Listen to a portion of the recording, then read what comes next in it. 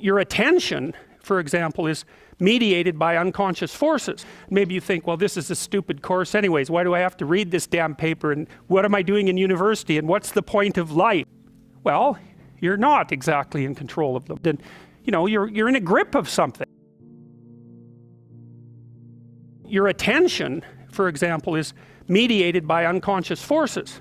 And you know that perfectly well. And this is another Freudian observation. You know, if you're sitting down to study, for example, your conscious intent is to study. But you know perfectly well that all sorts of distraction fantasies are going to enter the theater of your imagination non-stop and annoyingly. And there isn't really a lot you can do about that except maybe wait it out. You know, so you'll be sitting there reading and your attention will flicker away. You'll think about, I don't know, maybe you want to watch Jane the Virgin on Netflix or something like that, or maybe it's time to have a peanut butter sandwich, or you should get the dust bunnies out from underneath the bed, or it's time to go outside and have a cigarette, or maybe it's time for a cup of coffee, or it's like all these subsystems in you that would like something aren't very happy just to sit there while you read this thing that you're actually bored by, and so they pop up and try to take control of your perceptions and your actions non-stop.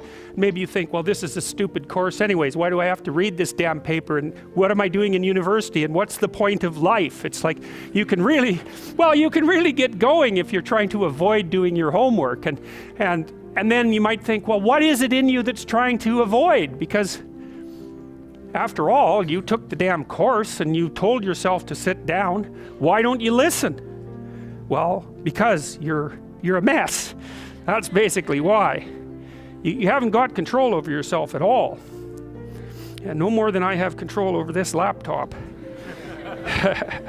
Okay, so there's the memory function of the unconscious, and there's the dissolutive function. That's an interesting one. The unconscious contains habits, once voluntary, now automatized, and dissociated elements of the personality, which may lead a parasitic existence. That's an interesting one. I would relate that more to procedural memory. You know, so what you've done is practice certain habits, whatever they might be. Let's call them bad habits. And you like those things to get under control, but you can't. So maybe when you're speaking, for example, you use like and you know, and you say a lot. And you've practiced that, so you're really good at it. And you'd like to stop it, but you don't get to, because you've built that little machine right into your being, right? It's neurologically wired, and it's not under conscious control. And anything you practice becomes that. It becomes part of you, and that's another element of the unconscious, a different part. And then there's a creative part, which is that, well, you know, you're sitting around and maybe you're trying to write something, or maybe you want to produce a piece of art or a piece of music, or maybe you're just laying in bed dreaming and you have all these weird ideas, and especially in dreams, it's like, where do those things come from? And even more strange, one of the things that's really weird about dreams, and almost impossibly weird, is that you're an observer in the dream. It's like a dream is something that happens to you. Well, you're dreaming it, theoretically, so how is it that you can be an observer?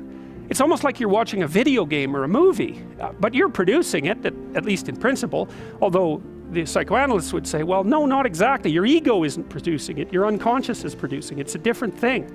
It's a different thing. And of course, Jung would say, well, it's deeper than that. The collective unconscious might be producing it. It's, in some sense, it isn't you exactly, or it isn't the you that you think of when you think of you. And that's the ego from the Freudian perspective, the you that you identify with. That's the ego. And outside of that is the unconscious. The id, that's more the place of impulses, and you could think about those as the biological subsystems that can derail your thinking, right? And that govern things like hunger and sex and aggression and your basic instincts is another way of putting it. And it's a reasonable way of thinking about it, because these are subsystems that you share with animals. You share them certainly with mammals. You share most of them with reptiles. You share a lot of them with amphibians, and even going all the way down to crustaceans. There's commonality, for example, in the dominance hierarchy circuits. And so these are very, very old things. And the idea that you're in control of them is, well, you're not exactly in control of them. And I would say the less integrated you are, the less you're in control of them, and the more they're in control of you. And that can get really out of hand, you know. You can be, like with people who have obsessive compulsive disorder, for example, which seems to be, I would say, the dissolutive elements in some sense of the unconscious, the way that it's portrayed here. poor people with obsessive compulsive disorder, they can spend half their time doing things that they can't really control, and they have very strong impulses to do them, and it's very hard on them to block them. You know, they'll almost panic if those things are blocked. And then you have people with Tourette's syndrome, you know, that they'll be doing all sorts of weird dances and spouting off obscenities and imitating people without being able to control it, and sometimes a little bit of antipsychotic medication can dampen that down, but it's as if there are these autonomous semi-spirits inside of them that grip control over their behavior and make them do things. And you know, you find that to some degree in your own life, because maybe you've become very attracted to someone, even maybe you don't want to be attracted to the person, and then you find yourself, you know, texting them when you know perfectly well that you should be going to bed, and you know, you're in a grip of something, and you can't control it, and that's all part of the unconscious and all part of what Freud was studying.